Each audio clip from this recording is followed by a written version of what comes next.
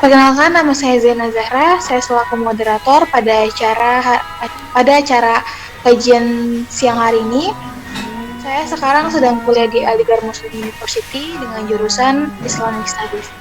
Baiklah, acara yang pertama adalah pembukaan. Marilah kita buka acara kajian siang hari ini dengan Al-Basmalah. Bismillahirrahmanirrahim.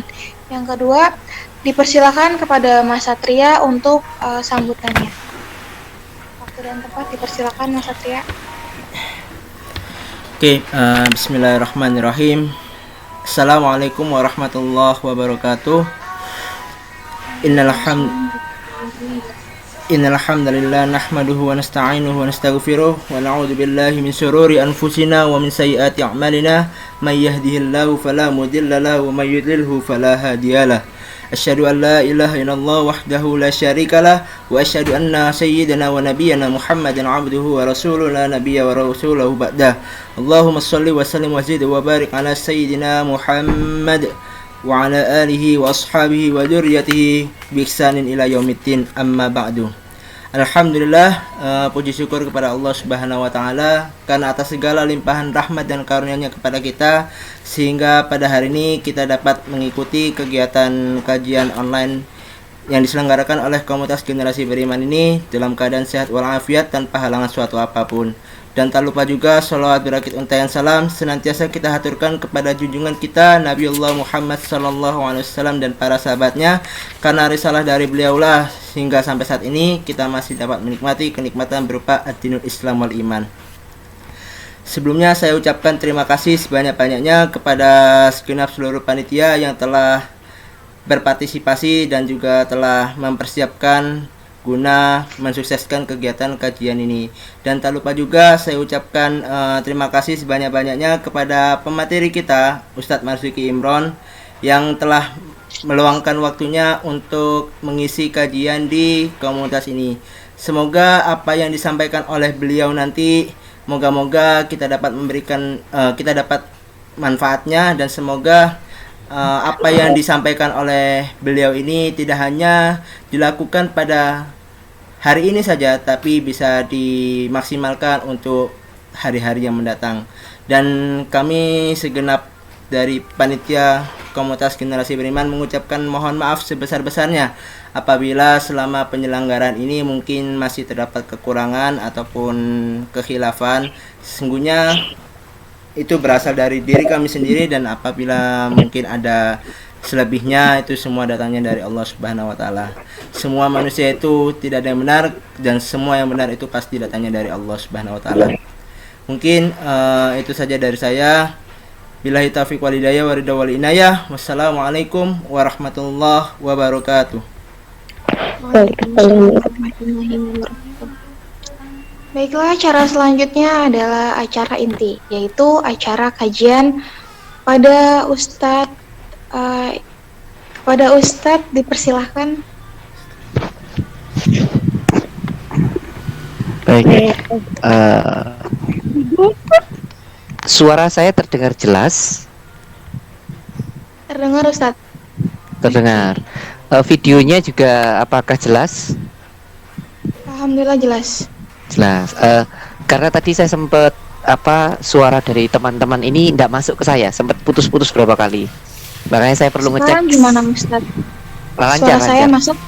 Masuk, alhamdulillah. Karena tadi sebelum saya menjenengan saya juga Google Meet sama teman-teman yang lain, sempat keputus saya, kamera saya langsung mati. Jadi kemungkinan sinyal ya baru kali ini saya nge-zoom atau Google Meet di rumah, di kampung ini, di rumah Lamongan terputus. Sepertinya Telkomsel hari ini di tempat saya lagi bermasalah, sehingga beberapa kali tadi kemarin malam pun saya tidak bisa internetan, sempat bermasalah. Jadi mohon maaf kalau misalnya nanti tiba-tiba putus ya, saya benar-benar mohon maaf. Ini dari kemarin sedikit bermasalah Telkomsel saya. Saya tidak tahu semua Telkomsel atau cuma Telkomsel saya ini lagi di kampung, di desa di Lamongan ini. Baik, kita mulai. Bismillahirrahmanirrahim. Assalamualaikum warahmatullahi wabarakatuh. Waalaikumsalam Waalaikumsalam warahmatullahi warahmatullahi wabarakatuh. Warahmatullahi wabarakatuh. Alhamdulillahirrahmanirrahim. Assalatu wassalamu ala asrafil anbiya mursalin sayyidina Muhammad wa ala alihi wa sahbihi wasallam ajma'in. A'udzu billahi minasyaitonir rajim. Bismillahirrahmanirrahim. Raditu billahi rabbil bil islami dina wa bi Muhammadin nabiyya wa rasula. Rabbi zidni ilma warzuqni fahma. Rabbi shrah li sadri wa yassir li amri wahlul 'uqdatam min lisani yafqahu qawli bi rahmatika ya arhamar rahimin. Amin ya rabbal alamin. Teman-teman peserta, teman-teman komunitas generasi beriman, alhamdulillah, syukur kepada Allah Subhanahu wa taala, hari ini kita berada di sebuah tempat, di lokasi, di kamar masing-masing, di rumah masing-masing. Yang di kamar kita itu, di rumah kita ini, kita tidak sedang bersantai, tapi kita sedang kita sedang mengikuti sebuah acara yang insya Allah setiap acara kita ini mendapatkan keberkahan dari Allah Subhanahu wa taala.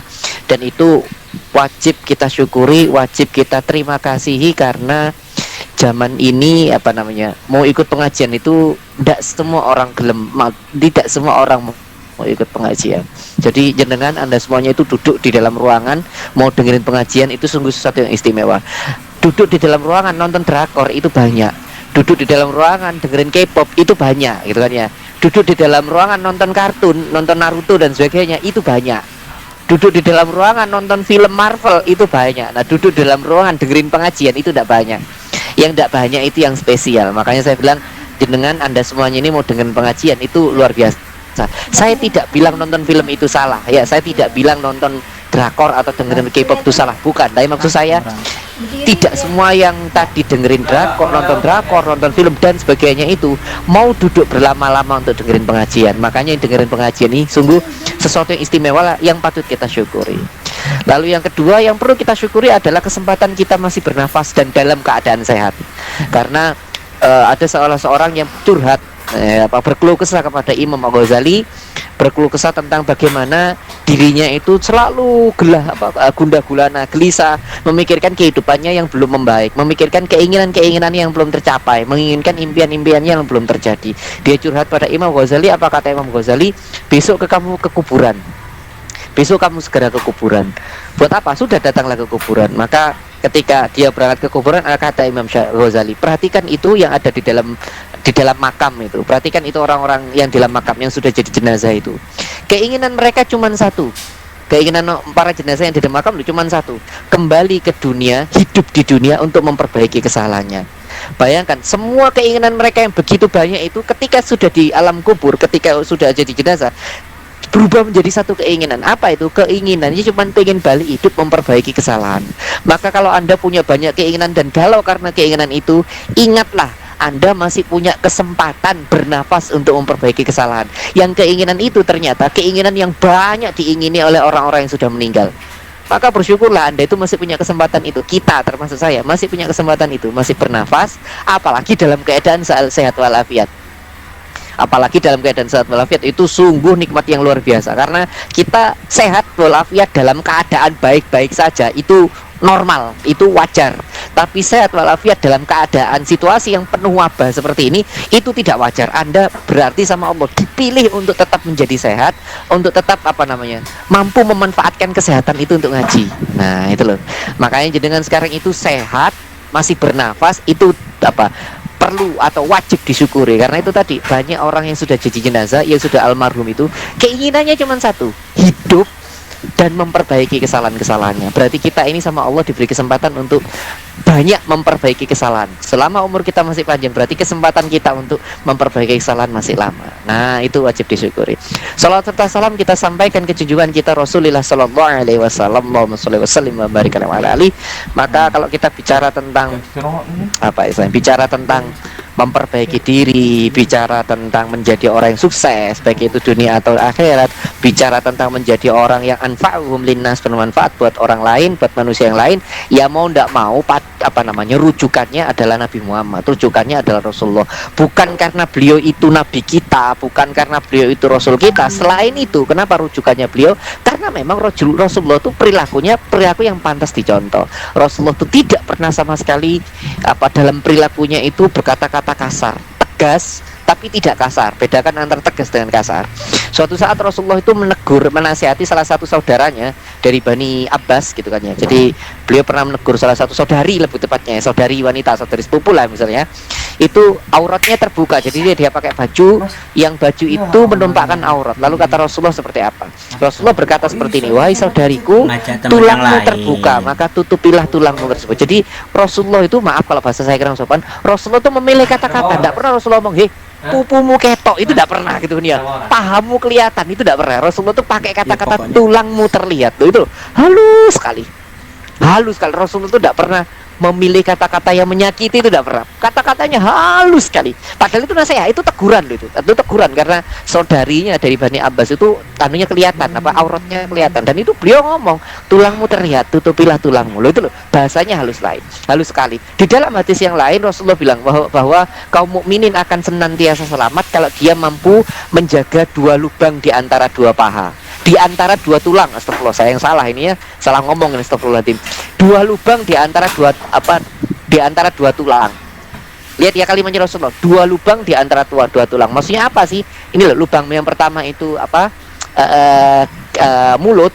Lubang yang kedua, mohon maaf, itu alat alat reproduksi. Lihat, Rasulullah itu menggunakan kalimat yang sopan, tidak ngomong manusia akan senantiasa selamat selama dia bisa menjaga cangkeme ambek ikune. Itu tidak ada. Rasulullah ngomong kasar seperti itu tidak ada. Rasul itu halus sekali ngomongnya, dua lubang di antara dua tulang. Loh itu loh, lihat ya. Dan ini dicontoh oleh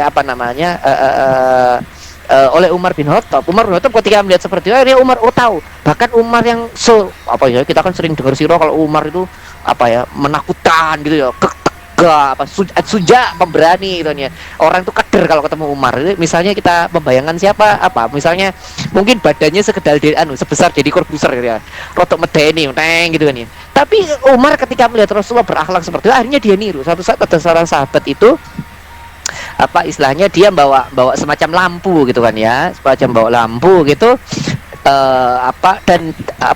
membawa semacam obor, membawa semacam obor. Di dalam obor itu ada apinya. Api itu kan dalam bahasa Arab anar.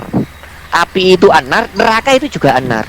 Nah Umar bin Khattab itu tahu ketika beliau itu mau ngomong ikutilah api yang dibawa oleh itu sahabatnya itu Umar bin Khattab tidak menggunakan kata-kata anar.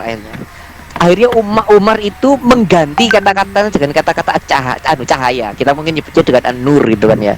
Jadi maksudnya Umar itu supaya orang-orang itu ngikut obor yang dibawa sahabat itu, obor yang api itu tadi. Tapi Umar mengganti kalimat an-nar dengan an-nur. Supaya apa?